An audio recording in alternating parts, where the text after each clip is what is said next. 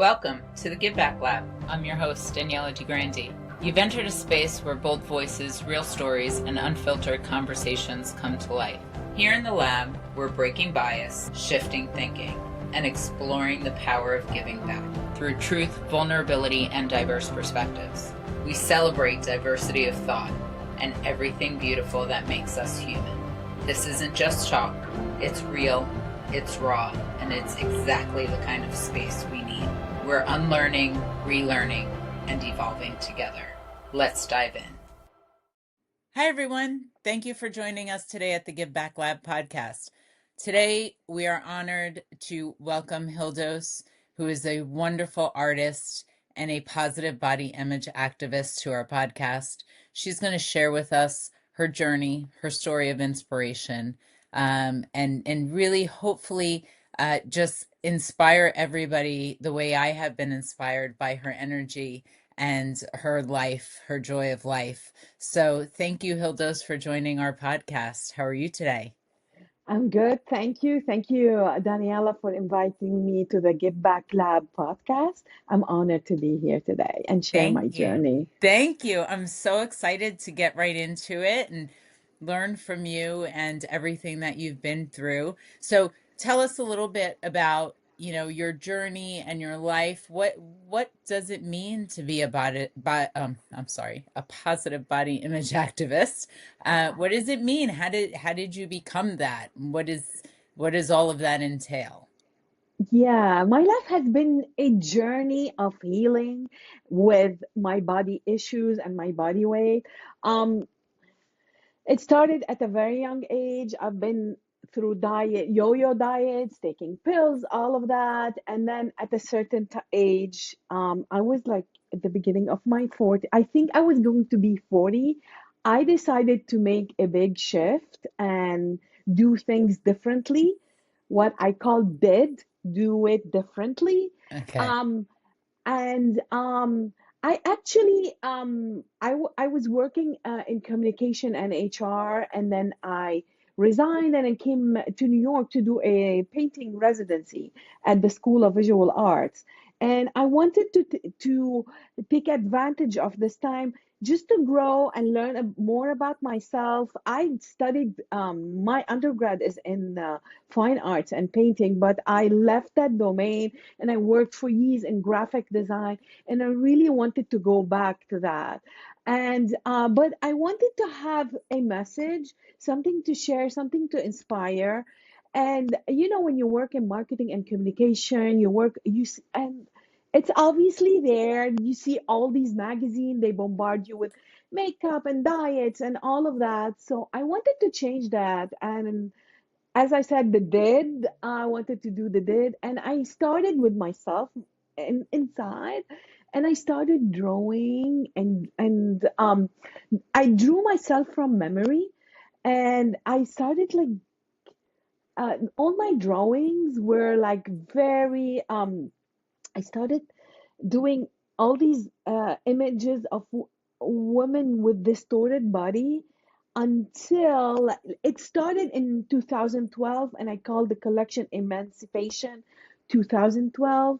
And it it gradually changed to like, because I started looking at myself in a different way and having a different relationship with my body, with food, with how I dress, with not being shy. So that was um, projected in my painting, and it changed to a more positive person, a person who loves herself as she is. And I remember one of my friends in 2013 told me it was like one of the last paintings of Emancipation 2012. He was like, this is a beautiful painting of you. Uh, you look so zen in it and peaceful. And that was me being peaceful with myself and not fighting myself. Yeah. So, so I used art to fight art, which was art through photography and which I call fake art. Yes. So It was very therapeutic. I love that.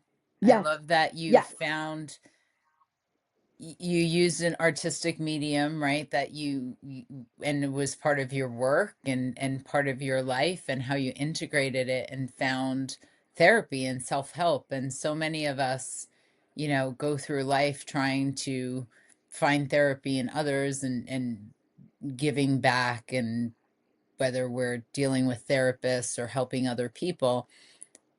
And I love the fact that you were able to take what it is that you do and you love to do and your talents.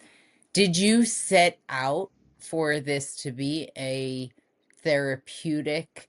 Did you know what you were doing when you started this journey? It just evolved. It's just evolved, and I feel like most artists do that. They go with the flow. The more you go with the flow, the better you get more ideas. And because I was here, like not doing any work, just doing my painting, I had like a clearer vision. And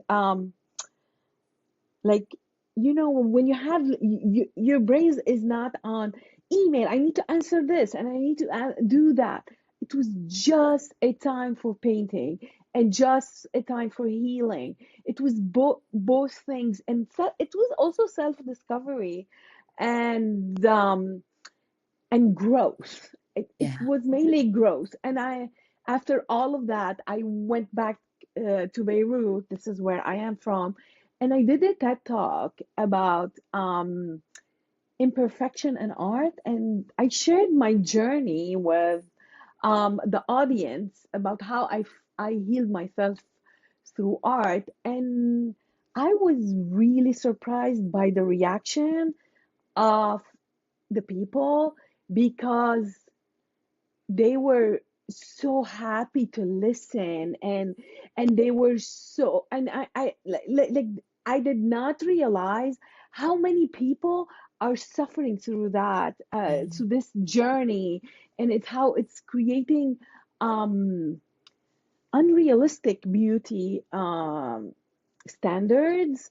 And instead of being just you, just Yeah. being you, just being you. And yeah, and since then I changed also careers, because I felt like when you work in communication and marketing, you're serving someone to get um, richer. I wanted to really serve and Right. really yes. So I did that through a blog and sharing my story, because I do digital art too. I shared it through all my painting that I was posting. And now I'm a teaching artist, and I do this program. I do this program. I did that actually at a high school where I taught art and the body, and we did like those activities, um art activities where they were self discovering themselves. And I feel right now, just being a teaching artist, it's not just about body positivity. It's just enhancing their skills and enhancing their self confidence skills, because Yeah. um self-love comes in different forms and aspects. It can be with your body. It can be with um loving yourself, but also it can come with um being self-confident, that to do something, to knowing that you are worth something. Yeah. um yeah. I love that. um I do. I echo that a lot in my coaching, right? This is your space, and you yes. you you have every right to be in this space, right? And Mm-hmm. you should be confident in your skin and in your abilities, right? And that doesn't mean be cocky, that doesn't mean be rude or mean. That means be confident and believe in yourself. I think that it's a great way for self-love, right? And so Mm-hmm. I love the fact that you fell, I mean, I hear your story, and what that says to me is that you fell in love with yourself through your art. Yes. And I Yes. love that. I love that for you. I'm so happy that you had that experience. How old were you, if you don't mind me asking? Yeah. when you went through this, right? I mean, at what point in your life, right? That's the real question that I'm asking. You don't Yes. have to actually give me an age, but you know, we go through life, and I'm a mother of three teenagers, and so I've seen evolution, right? And they go from little babies to toddlers to, you know, teens and puberty, Yeah. and then they go to high school, and now I have one in college, and I'm watching them all mature and turn into beautiful young adults. uh, and I have friends that have kids in their 20s and their 30s, and you're just watching how they grow and shift. And, you know, I see that, you know, the same problems that they had doing a kind of shift between the ages of 3 and 5. And then they do another shift between the ages of like 11 and 13. And then there's another shift between the ages of like 19 and 23, right? And so in those brackets, did you find that as you were going through life and all of the stuff that you were dealing with, and having your experience as a teaching artist and working with people and doing this TED Talk, do you find that we as humans go through these pockets of time, and there was a time for you for self-discovery? And I mean, I guess like what prompted it? Oh my God, I have so many questions. So many questions. Yes. Yeah, that's a very interesting question. Um, so it went through different stages. Um, I think in my 20s, I I went through ups and downs. It was the most time that I was doing yo-yo dieting. Mm, It was the least time I had of self-acceptance, and it started coming gradually to me. I remember I have a picture of me, and that's from 2002. I've lost so much weight, but I can see the sadness in my face. mm, And I always thought like, oh, you're gonna be happy only when you're gonna lose weight. And by the time I discovered that's not true, and it took me a while, um, you know, being bullied about my weight, mm. all the time, even in job interviews. And that was hard, and that was not helping in the self-acceptance. Um, in 2011, my favorite designer, Milton Glaser, the designer who did the I Love New York logo, he used to do a summer course, and like people from all around the world apply. He had 300 applications. He chose 17. One of them was me. Awesome. And he asked us to write our perfect day in 5 years. And I wrote, and I was still not in that place. And I wrote myself, this is where I think it started, even though I had pockets of that in my life. Like I remember doing one of my paintings in college, collage about dieting, but it was not that much. In that course, in that 5 years, I wrote everything, and when I read it to the class, I felt like not in a place where I should be. My perfect day in 5 years is not where I am. It's where I am right now is not leading me to the my perfect day in 5 years. And it was a journey. It took me like a lot of time to think about it. And It took me like 9 months to submit my resignation. And I came back here to New York, did the residency. But I think the most crucial part was during that residency. I don't know if during that residency, it was my 40th birthday. And I don't know if it was because in my 40s, you change. Like it's like it's a different It's it's another a diff- phase. Yeah, it's it's funny. another phase, and it starts like in your late 30s, and you start like in a different phase where like I don't care about that. Just want to be healthy, love myself. And since then, I feel so relieved because I see people like talking how they are on a diet, and I don't think about that. And I'm like, oh my God, that was me like long time ago. And yeah, it took a lot of time to for self-acceptance, like 40 Yeah. years. Yeah. And Yeah. even after 40, it took some time. Like there was ups and downs, and you need to be strong enough Yeah. and build those self-confidence skills.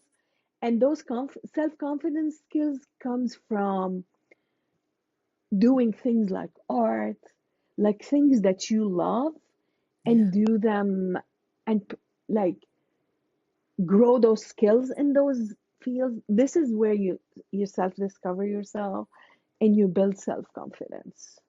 Yeah. No, that's great. And I totally understand that whole shift. I remember when I turned 40, same kind of thing, right? And then when I turned 50, that was a horror show. I'm still a little stressed about it. Um, but I understand, right? And like I was saying, that's the pockets of time. And I don't think that as we evolve as humans and as we grow, I don't think that ever changes. We go through periods of time where we're Yes, constantly changing. So what I love the fact that you've decided to just accept who you are and love yourself as you are and focus on healthy, because I think that, and I understand, right? When you get into these diets and you think if I just lose 20 more pounds, I'm going to be happiness. Happiness comes from being skinny, right? Or yes, smaller. That brings happiness, but it doesn't really. And it doesn't even bring health, because if your mental health is taxed and you are super stressed at your skinniest weight, you may be sickly, right? You yes, may not be healthy. So health is really not only physical, but also has a lot of mental health, sanity to it, right? How much stress do we yes. have? How are we looking at ourselves? Are we in constant self-doubt? So I love that. And so in your teachings, uh, how do you get this message across to people, right? Because a lot of people think skinny is beautiful, right? It's what the magazines Yes. tell us, it's what TV tells us. Our greatest stars and idols, you know, tell us this. I have a young daughter, and I see the wanting to, mimic and model after these influencers and things of that nature, right? So how do you use everything you've been through in that self-discovery and your beautiful artwork to inspire your students to be different or think different? Um, so my school students, um, it depends on their age. The younger ones, like if right now I'm teaching elementary, the younger ones, they're still not there, but they have self-doubts in their talents and how Yeah. to be create. Oh, I'm not creative. Oh, I'm not an artist. Oh, I don't know how to do that. Yeah. And then we break it down and we go step by step.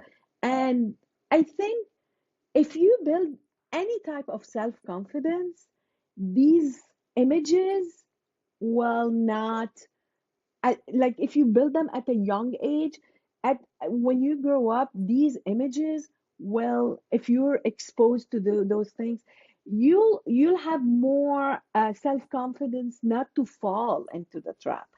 For my all older students, we do those exercises where a lot of them, they're in denial that um they tell me, no, I don't have any issues, I love myself. And then through the conversation, you find out no, there's something there. So I try to do some small art exercises. First, it starts with doing self portraits with a mirror, And then it starts with taking turns in being a model in the class, and they have to draw, just having the confidence to stand out there and do that, Yeah. and then draw yourself from memory. Like these types of exercise, but these are for older kids, and you can see that you, they it's a series of interrelated activities that help them to self-discover themselves. And then, like for example, they do portrait half themselves, and they choose an animal or who they Interesting. wanted, yeah, and then they draw themselves and they write. They do like a portrait of the whole. It's a big drawing, and they draw on inside the image of themselves. No, they don't draw. Sorry, they write positive affirmations in the drawings.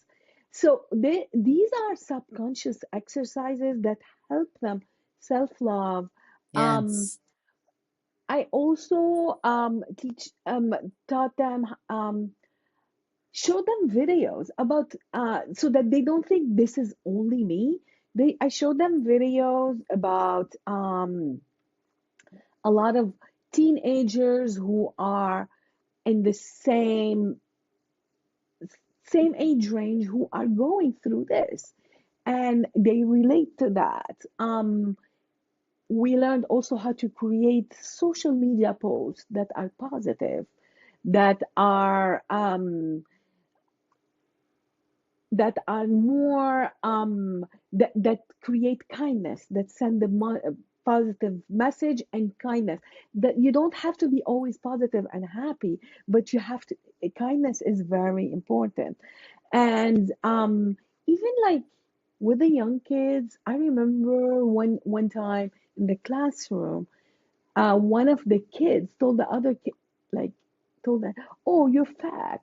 We don't like you," or something like this. So we talked about that in the classroom. I tried to make it like as simple as possible because these are second or third graders, but to make it a point that not to use these words in a negative way, and Right. also not to use the fat is not a bad word, not it's very linked to being a bad word, and just like it's just an adjective, Right. and it's just an Okay, adjective. take They away its think, power.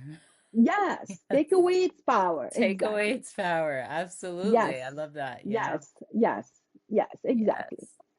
Yeah. I mean, I know I know myself. I will tell you that it is very difficult for me to draw a stick figure, although I keep trying.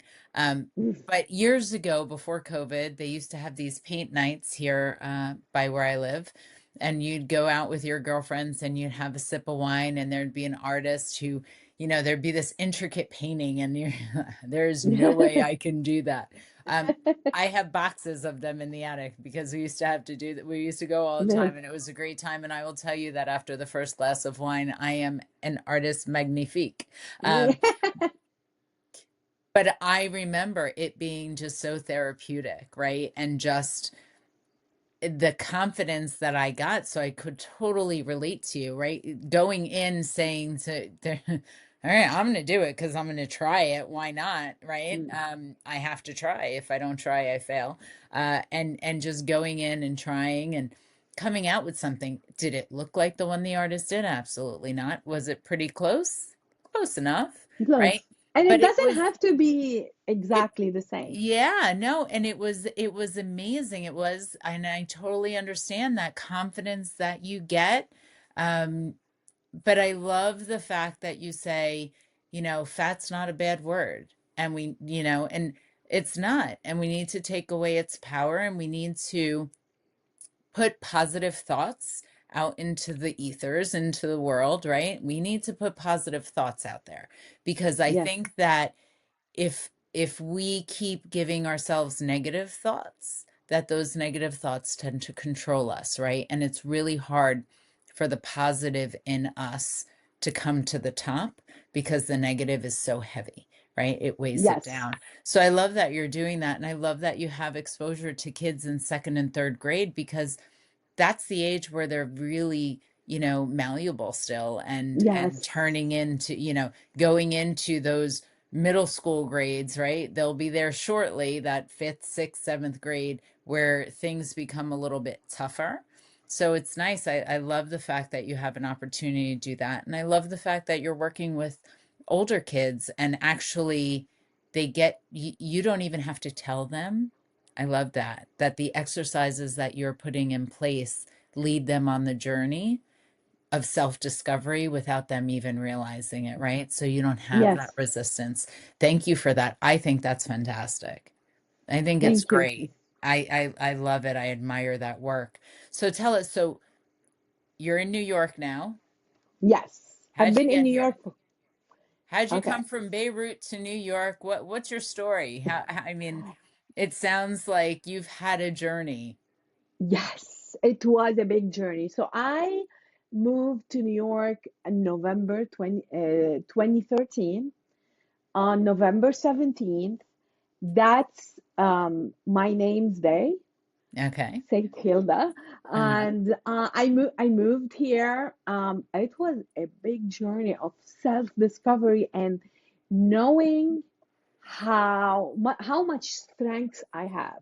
Because I came here, I was not in my 20s. I've already lived by myself for like years, and to move with roommates, deal with all of that, dealing with the small things, learning how to use the subway, learning networking, meeting new people, and just learning how to navigate the city. I was here like 2 years, like 2 years in a row before, but living here is totally a different dynamic. And yeah, I'm moving from one house to another, meeting new friends. These friends leave, and like the constant change, the constant hustle. New York has a lot of noise and Yeah. a lot of creativity, and you're exposed out there. But what happened is I lived in Brooklyn. I moved in Brooklyn, and then my purpose to move here, I wanted to go into illustration. And but right across of my house, there was this small art studio. And then I applied to that studio, and she told me, I don't have a teaching job, but I have a teaching assistant job. I needed a job. Right. Yes. And I saw how you can make a difference and you can do service. And I loved it. And I remember there was this teaching artist. I wanted to be like her. I started dressing like her, talking like her. I even bought a tote bag and started doing this. And this is how it started my journey of teaching artists. I started working at the Brooklyn Children Museum, and then I started teaching STEM. And now I teach like I teach in the Bronx. I teach in a Title I school. I teach students from K to fifth grade. I remember the first day. This is my second year in the school, but last year, my first day with the first graders. There were two twins, each one in a different class. Both of them, they were like, they interrupted me when I was teaching, and they were told me, Miss H, I can't believe how beautiful you are. Aw. And and and for me, this is not about being beautiful. I realized that this is the energy that I have now, Yes. even though I'm not thin, Yeah. and this is the energy I'm projecting. And this is Yes. when I knew that I am healed, I am Yes. healed, and yeah. So yeah, it's been a journey. It's been 12 years here. I've been 12 years. Um, yeah, and I was here during COVID. It was a tough time, Yeah. but I am so grateful for all the exposure that I get through art, through art events, through museums, through shows, Broadway, all of that. Yeah, yesterday? No, Tuesday. I was invited 2 days ago. I won the tickets for the free Shakespeare, and because I have an injury, I got accessible tickets, and I was sitting in the front. Awesome. And like front, it was a beautiful experience. Even though it's not what I do. I did theater for 10 years and back in Beirut, but it inspired me in my art, you know. Everything is an inspiration. Even my students are inspiration. Like, let me give you an example. I never did watercolor, but I've been teaching watercolor for 2 years. I never did watercolor, but now, after seeing my first graders and second graders, this is what I'm doing. I'm doing watercolor. I'm That's watching great. tutorials. I'm doing I love watercolor. that. So it's like give and take, like being, even though I'm there to teach them, they inspire you. These Yeah. kids, they are an inspiration because they don't have inhibitions Right. like we do. Right. They just drawing, they just, and the younger they are, the better work they do because they're Uh-huh. not scared to do something perfect. Right. It's not in their mind. Right. No, for sure. I mean, that is the beauty of being with the young ones, right? Yes. And they see things so differently than we do, right? And they can Mm-hmm. see beauty in chaos. Yes. Whereas you get older, you're taught to look at things in a certain light and look at things in certain boxes, right? Everything's in Yes. boxes. So Yes. I love that you're getting them with such a open mind. That must be Yes. so exciting for you and so fun, Yeah. Yes. as an artist. Yes. So tell us, so do you exhibit your work? How much painting do you do now? Since Yes. 2012 and that collection, how do you do? And what are you Yes. doing these days besides teaching and enjoying that? So, I did two collections after that. It took me like a long time to do those. Um, I did a collection called New York Within Me, and just looking at that collection, I can see the healing because it's a different woman in there. And then after that, I did I worked on New York Within Me like for maybe 3 4 years, and then I started Immigrant in the City just to share the good, the bad, the fun, because I had like some very fun stuff happening and that I giggle about all the time, some good stuff, some bad stuff, and this is life. So I'm sharing that through my paintings. I did that, and there's always a touch of funny in my paintings. And right now I'm working on a collection, of watercolor collection, but I'm trying because I use in most of my artwork is it's a drawing from memory. Now I'm trying to do drawing from observation. And I'm challenging because it's challenging for me to look and draw. Right. That's the whole thing. So I'm doing that with watercolor. I since I moved here, I had 35 I participated in 35 exhibitions. Wow. Uh, Yes, and I am a member at the Brooklyn Waterfront Artists Coalition. So we always have shows. We always have to create new artwork. Um, I always apply to work to different art shows. You get rejected. It's okay. And you become my friend called me the other day Lacoste because you know the Lacoste, the brand, Uh-huh. had the crocodile. You Uh-huh. have to become this and not let it get into you and let you stop doing Right. art. And art comes in different forms. There was a period from I still do it. From I started in 2020 and then it's ongoing in parallel. I'm a photographer too, so I did street photography, and in relation with body positivity, I did a series of food photography where I um do like heal my relationship also with food, not with my Yeah. body, and how I eat food. And so I cook my own food, I style it, I take the photos, and I'm still working on that. So yeah, I work on several things. I work a lot in my apartment. I like to create it and have it um, very homey but very creative. It has to be a very creative environment for me. So I always change it. And it was featured on apartment therapy. So these pocket of things, different things. Ah, I love Yes. that.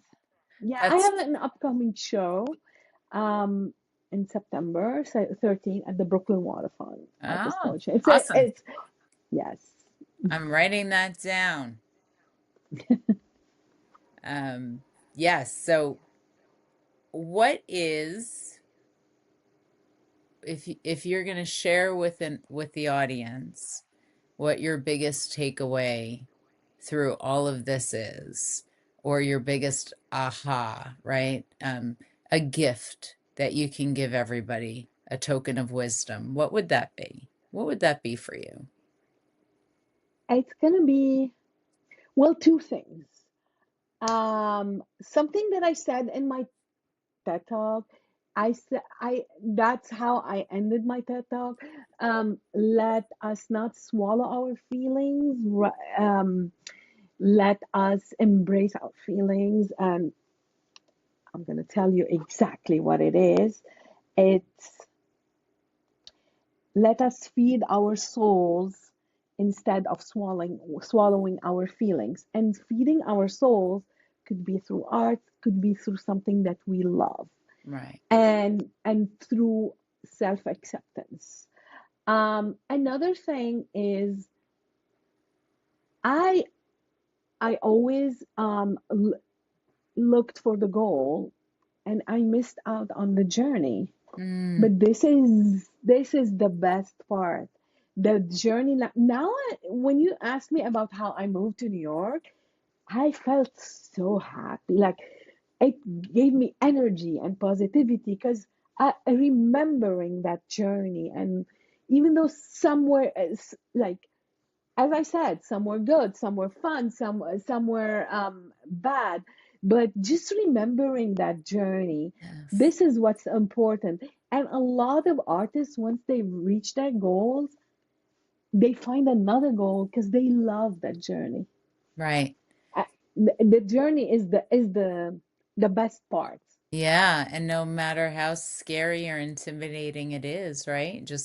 Yes, Just keep going and getting yes, through. Um, yes, because there's only one way to get to the other side, right? It's just to go along the journey and the path and embrace it and kind of keep that positive thinking as you're going and give to others and bring them along the journey with you. I've always found that yes. super rewarding too. I thank you so much for your time. It has Thank you been a for pleasure. It has been a thank you. pleasure. Thank you for inviting me. I really, really enjoyed our conversation. Yes. Yes, Yes, and I good would luck love for to the have you back in the future to talk to us a little bit about what's happening and how it's going and share some of your sure. art. I would love to share Yes, some of your art. sure. So I would love to have you back in the future to discuss this further. It has been such a pleasure talking with you. And Same here. I look forward to reconnecting again soon. But thank you for coming on the Give Back Lab and sharing of yourself. I found it very inspirational, as I'm sure our listeners will as well. Thank you. Thank you. Have a great day. You too. Thank you. Thanks for joining us today in the Give Back Lab. If today's conversation moved you, challenged you, or made you just feel seen, share it forward. That's how change begins. Until next time, keep showing up, keep speaking truth, and giving back in your own way. The lab is always open.